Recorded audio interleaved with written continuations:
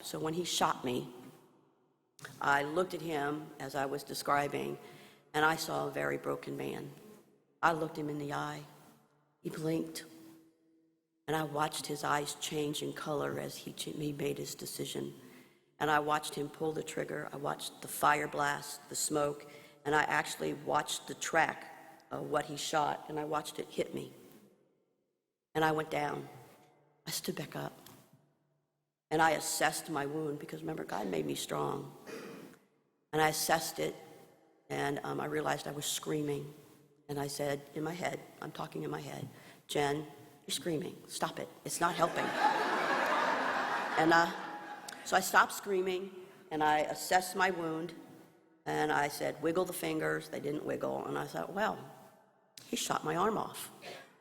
And it's being kept in place by my favorite red jacket. And then I took a couple steps back, and I said, well, if he comes back, I only have one arm, so I can't take him on. So I need to go. And then God whispered in my ear. He said, call out to me. And so I then verbally, and that's what Chip talked about when he heard me calling out, I looked up and said, Jesus, please come help me. And I walked 3.5 flights up the stairs calling out to Jesus, and that's what Chip and others heard. I walked those 3.5 flights, got back to the 6th floor by myself with this 5x5 hole in me. So he essentially blew away all the bone in my arm. He blew away all the muscle, so I don't have some of this muscle. He blew part of my chest. I got shots across my chest. And so he literally blew my arm off.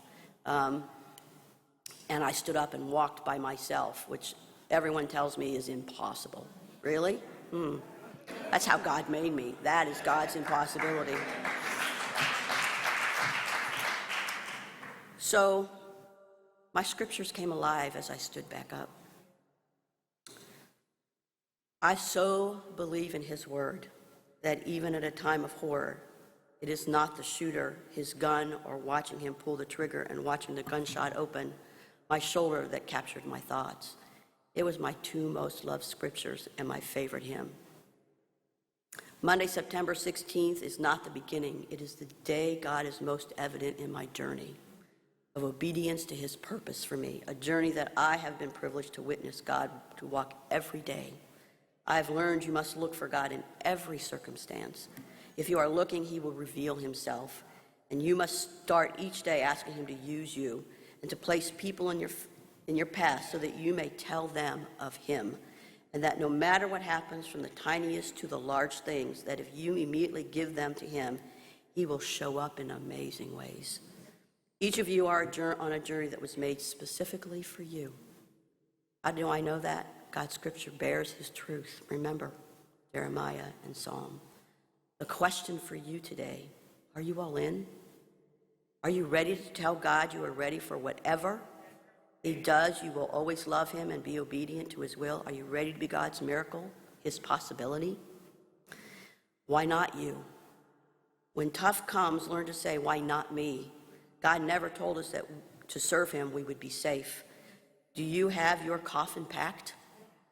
Are you ready to leave a God legacy for others?